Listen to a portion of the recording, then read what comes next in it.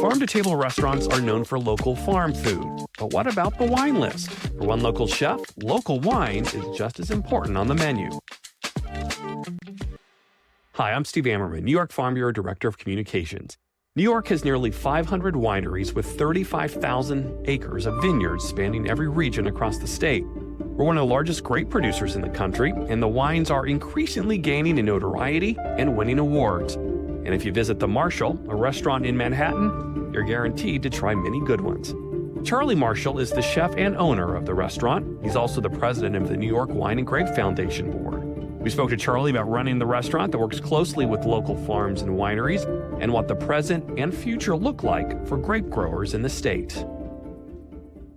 Well, Charlie, thanks so much for being with us today. And you have a really interesting story. Obviously, you have your restaurants in the heart of Manhattan, Hell's Kitchen, but you didn't grow up in the city, you didn't grow up in the restaurant business, you grew up on a farm. How was that experience for you, and how did that set the stage for what you're doing now? Well, I not only grew up on a farm, I grew up in my parents' restaurant in a small community in the heart of the San Juan Islands, a little place called Lummi Island. We had the only restaurant on the island or in the community. I took a ferry to high school every day, went to a one-room schoolhouse before that for K through 6. And it was a really great way to grow up. I think when you're young, you don't appreciate it, but when you're older, you certainly do. Somehow it's, I guess, more romantic in retrospect than it is when you're actually doing it as a kid and you have more chores than all your friends and all that. But it was a really magical way of growing up, and growing up in a restaurant that was supplied by my parents' farm, and growing up working all the time and having that real work ethic later in life because of that childhood experience, I think was really the most valuable part of it. Because when you're a business owner, whether you're a farmer or you're a restaurant owner or whatever, if you're working for yourself, you have to be motivated, you have to have a work ethic, and you have to wake up every morning and no one's there to tell you what to do. So it really did prepare me to go out on my own. And when it came time to open your own restaurant, those influences, set the stage for what you're doing at the Marshal. You're focusing on local food. You're working with New York producers and producers in the New York City area. And talk about that influence for your restaurant. For sure. Well, I think that everyone wants to open a restaurant that represents them. And so you see people coming from overseas and opening restaurants with serve the kind of cuisine that they are familiar with, or that they're really good at, cooking, making, preparing. You see people who, anyway, my theme turned out to be farm to table because I grew up farm to table. And so we really decided to take it a step further than most restaurants and make our wine list 100% New York wines. And we've been doing that for 10 years, which is, I think we're still the only place that does that in New York City. And our bar is all local as well, to the Northeast. And then, the food is all local as well. So I think one of the most rewarding parts of it is really getting to know the local producers, because that passion translates into the food and into the drink, and having a story behind each thing, where you're not just, serving, something that came from somewhere you don't know. Everything has a story, and it's a really valuable lesson, for chefs and for customers and for our employees. But it wasn't easy to get going, to cater to local farms and your customers, providing that menu. There were probably some challenges in the beginning. And what were some of those challenges? How did you work through them? And maybe there are some lessons that can be learned for other chefs and restaurants who are looking to do the same thing. Sure. Well, I think that one of the biggest challenges we had at the beginning was figuring out how to source things locally in a timely manner. Very often we are used to, as chefs, ordering and having the food show up the very next morning. And so you never have to really know what you're going to use in a week. When you're ordering from local farms, well, they have to go out in the field and pick it. They have to wash it. They have to, put it in bushels. They have to put it in a truck. They have to figure out who's going to town this week. And so usually you'll order on Friday for Tuesday, or Monday for Friday, or sometimes Monday for the next Monday. And so you have to really learn what you sell and what you expect things to do, and pay attention to the calendar. And when is Mother's Day coming up? When is Easter? Is Christmas slow or is Christmas busy? Are you open on Christmas? How many days were you open next week? All 7, just 4? What's going on? So it's a really different way for chefs who aren't familiar with preparing their food that way to do it. it's also really rewarding because you get to, you're always seasonal. It's funny when it's sunny out now and people are like, where are the strawberries? Well, strawberries aren't in season. Well, they're on everybody else's menu. Well, they're not in season. It's sunny, but it's not time for strawberries yet. But I can give you asparagus and ramps. So it's a really neat way to kind of experience seasonality. And you sometimes you expect asparagus and it's still 2 weeks away because that's just that year. That's how it is. And that's how it goes. Farm hubs were a really big issue for us, or a big help for us that really weren't developed when we first opened 10 years ago. There was Grow NYC, which is the wholesaler branch of the New York Farmers Markets. It's run by the city of New York. And it's really great. It delivers directly to restaurants. Does have a large lead time as well. But now we have other farm hubs that we work with, like Farms to Tables, Veritas Farms. And so having that diversity of sources means that they all kind of reach and work with different farms, and we're able to not only be a little more competitive with our pricing, but also just have access to more products. So when it comes to your wine list, again, like you said, you're maybe the only one in New York City that focuses solely on New York wine. How did you go about cultivating that local list as well, which is probably a little bit of a different tactic than how you secure your food? You still have to go on and learn about all these great wineries and vineyards. So how was that process? Long. It's been a very long process, a 10-year long process, and I'm always learning more. When we first opened 10 years ago, I think there were, like fewer than 200 wineries in New York State. And now there are over 450. So the wine industry in New York has grown with us. And they've not just grown, they've grown up. And so one of the lessons that we learned very early was people were willing to accept an all New York list as long as they didn't feel like they were drinking examples of New York wine, meaning they're happy to have a glass of New York Merlot, they're happy to have a glass of New York Chardonnay. We're right next to the Broadway theaters. We get a lot of people who they're here for the food, they're here for a great experience. They don't necessarily want a lesson in New York terroir. They want a glass of Chardonnay. And if it's from New York, that's fine. It's just got to be good. And by good, that means the same as the Chardonnay they had yesterday somewhere else that was from California.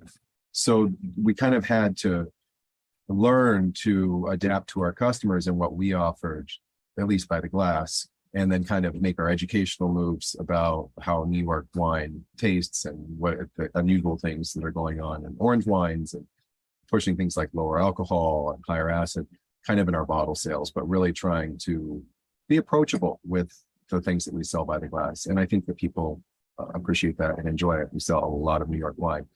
The relationships that we really developed in multiple ways. A lot of New York wineries can distribute, all New York wineries can distribute directly, not all do, but we like to work directly with some wineries. And so they'll ship us their wine and we sell the wine and we pay them directly.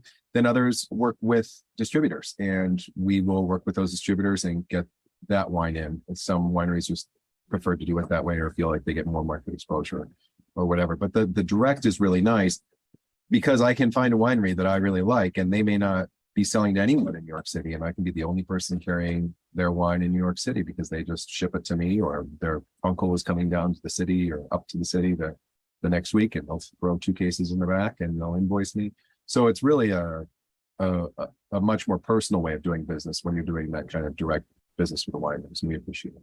Well, and it's also kind of exciting too, because like you said, somebody may come in, sit at your table, and have never had a New York wine before, or not realize the industry and how big it's grown and the quality that we have here in New York. And they like the Chardonnay, they taste a New York Chardonnay, and they're like, oh my gosh, I want to start buying more New York wine or become more interested. So you really are an ambassador of sorts for the New York wine industry. For sure. Well, I mean, I think that, when in Rome, right? And when in New York, and if you're going to have a farm to table restaurant in New York, I don't think one should say, well, my lettuce is from down the street, but all my wine is from Italy, because the excuse is, oh, well, my customers want their wine to be from California and France and Italy. I don't think that that's necessarily the best way to approach it, because we're in the middle of a really burgeoning, beautiful, award-winning wine region. And these wines really should be shown off. And especially in the last decade, the quality of the wines that are coming out of New York has just increased exponentially. And that's partially because there's so much more wine being made now, but it's also because there's so much talent and people really care about what they're doing. We're really lucky in New York in that these wineries are independently owned and operated for the most part, almost all of them. And so you really have heart and soul and mom and pop and the kids working together on something they're really passionate about. And so you get a lot of really amazing wines that have a lot of care behind them. Well, and that's led you to your role at the New York Wine and Grape Foundation, a great organization that promotes New York wine and grape growers, and you have a leader role in that. What is the Wine and Grape Foundation all about, and what is really the mission of the organization? Sure. Well, I mean, I think you said it. We're there to promote wineries and grape growers and provide membership services and also to promote research and trade. So it's really a multifaceted and multi-tiered approach to supporting wineries and grape growers in New York State. It's a very diverse group. Not all wineries grow grapes, most do. Not all grape growers make wine, many don't. And so you are dealing with farmers and wineries, and it's an exciting space where I think the foundation has made a huge difference in its 30-year history. One of the most important things I think that they've done recently is they've started a sustainability program, which will create a sustainability mark, has created a sustainability mark. And New York wineries are already participating in this. And it's just an effort to recognize wineries who are following certain guidelines and meeting benchmarks to create sustainable wine here in the New York region. And that plan will soon extend across the entire state. That's a really important project and mission there. We were talking the other day about the export market and really trying to expand New York wine around the world. And New York really does have a brand to itself. And that does help if someone is in Italy looking to buy a bottle of wine. What is the Wine and Grape Foundation doing in regards to the export market and really kind of spreading the word about wine around the world? Certainly. Well, we have an export program and we work with member wineries who want to participate, and they are taken to different wine markets in Europe. They've gone to Asia, up to Canada, and we promote these New York wines overseas. And it has resulted in just really great placements overseas of New York wineries' wines. So, I mean, we're in Germany, we're in London, we're in Japan, we're all over the place. And a lot of this has been made possible by the foundation utilizing USDA MAP funding. And this has been used to get these wineries in front of the buyers overseas. And like you said, New York has its own brand. So whereas a New Yorker might say, New York wine, what's that? Someone who's from somewhere else hears New York wine, they're like, wow, New York, I love New York. I'm going to love this wine. I want to buy it. And so it's a kind of a foot in the door for a lot of these wineries in this award-winning wine region when they're overseas. New York is a great brand all by itself. Going back to the sustainability side as well, and ultimately, I guess, even exporting it, you got to have the wine to export it. And you mentioned research, and that really is the foundation of finding new varieties or helping our growers be better, do better, find more pest-resistant varieties, things like that. And New York Farm Bureau has worked closely with the Wine and Grape Foundation to get some state money to support that research. And really, how vital is that research to the overall industry in New York State? Well, I think it's very vital. And that's why most of it is entrusted through different projects that are done mostly through Cornell, Cal's extension. They are doing a ton of really, really important projects. Some of them are multi-year projects, some of them are one-year projects, but a lot of this continuing research especially is incredibly important. And so, the Wine and Grape Foundation funds that to the tune of, $600 something thousand a year, depending on the year, but right around there. And right now there's less focus on creating hybrids. There's more focus on disease resistance, finding different solutions so that we're not using as much or any herbicide or pesticides, and also trying to figure out, what we're going to do with the spotted lanternfly. How can we, resist things like this, which it's going to be a huge issue. We hope not, but it could be a huge issue for vineyards. And so there are always new things popping up, and we're there to help. Concord grapes. So what do we do with Concord grapes now? The market isn't as strong. So there's been research done in that area over the last couple of years as well. So it's the future, and that's what we invest in. Well, talking about the future, what do you think the future is for New York wine and grape growers? And how excited are you about the possibilities? And what are you most looking forward to when it comes to New York wine? Well, I think when you talk about the future, the present is pretty exciting right now in New York wine. There's just so many amazing wines are out there.